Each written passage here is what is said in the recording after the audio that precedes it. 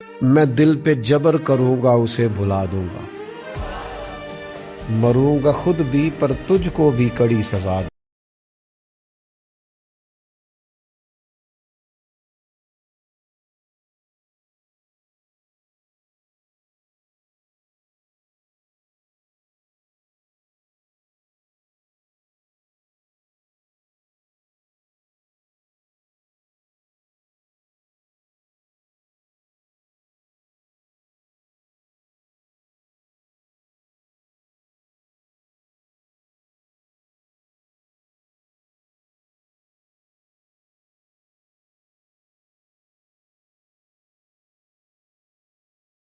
کم بولنا کمزوری نہیں، سمجھداری ہے۔ حضرت علی فرماتے ہیں جب عقل کم ہوتی ہے زبان زیادہ چلتی ہے۔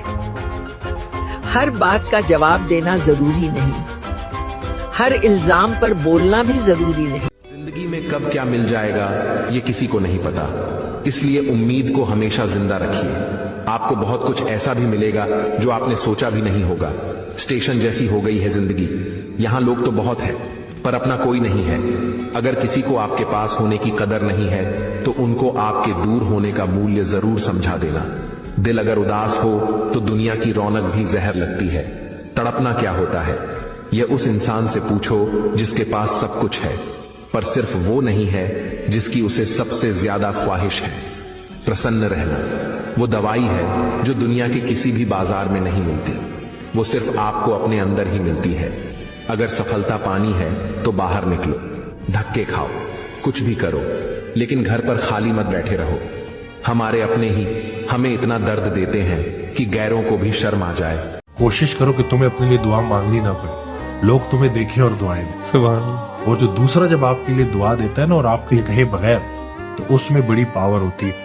ایک خاتون میرے پاس آئی، انہوں نے کہا کہ میری نا وقت تھا کہ ایک خاتون میرے پاس آئی تو انہوں نے ان کا کوئی ایمرجنسی کو آپریشن کے لیے ان کو پیسے چاہیے تھے، اور وہ جو پیسے مانگ رہی تھی میرے پاس پیسے نہیں تھے، لیکن وہ میں نے اس کے چہرے پہ وہ بے بسی دیکھی اور میں اس کی ہیلپ کرنا چاہتی تھی، تو مجھے کچھ سمجھ نہیں لگا۔ میرے کانوں میں سونے کی بالیاں تھیں تو میں نے یوں اتاری اور یوں اس کے ہاتھ میں رکھ دی اور میں نے کہا بہن دعا کرنا، اللہ تمہارے لیے آسانی کرے۔ تو اس نے جو جواب دیا، اس نے کہا کہ بہن جو دعا نکلنی تھی نکل گئی۔ تو کہتی میں اس سے نا ریلیٹ نہیں کر پائی۔ کچھ عرصے کے بعد نا میں خود اس جگہ پہ تھی اور میرے اوپر ایک وقت ایسا آیا اور ایسے ہی مجھے ایک شخص ملا اور اس نے ایسی موقع پہ میری مدد کی۔ اس نے مجھ سے کہا دعا کرو، تو میں نے وہی چیز کہی کہ وہ جو دعا نکلنی تھی نکل گئی۔ اللہ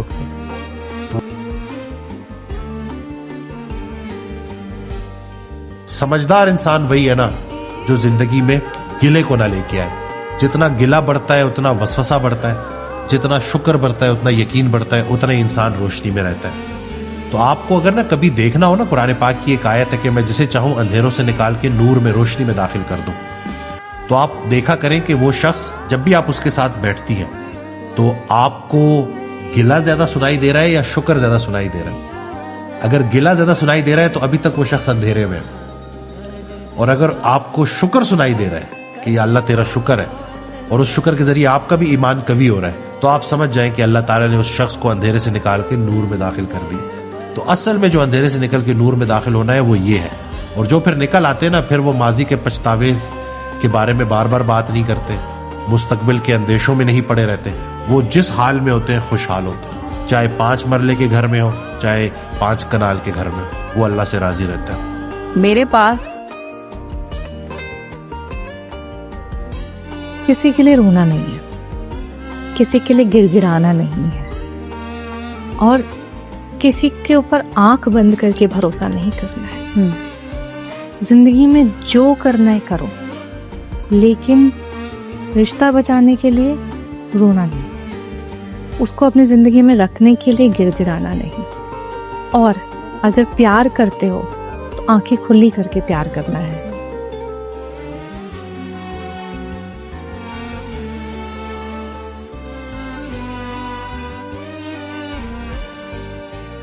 مرد کو درد ہوتا ہے، بس وہ جتاتا نہیں ہے، اور آدمی کو سمجھنے کے لیے بس اس کی آنکھوں کو پڑھنے کا طریقہ چاہیے۔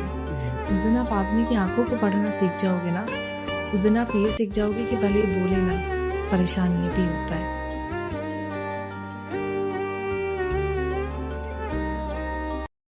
आप सोचिए कि हम खुद को कहाँ ले आए। हम अनमोल लोग टकों टकों के दाम बिकने लगे। तालीम मेरे ख्याल में रास्ता है। तालीम को मंजिल समझते हैं। इल्म मंजिल है, तालीम रास्ता।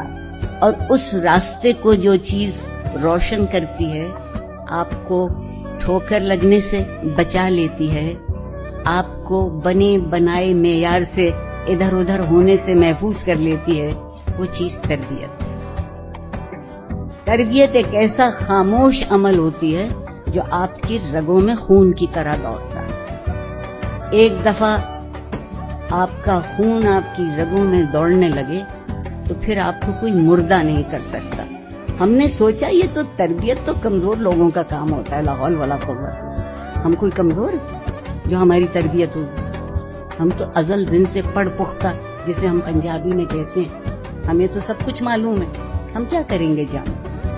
मगर तरबियत ये थी जो ये सिखाती थी कि मोहब्बत का भी सलीका होता है, मगर उससे बेहतर सलीका नफरत करने का होता है। हम मोहब्बत अब इसलिए नहीं कर पाते कि हमें नफरत करना नहीं आती। हम मोहब्बत करते हैं फायदा हासिल करने के लिए और नफरत करते हैं दुश्मनी पालने के लिए।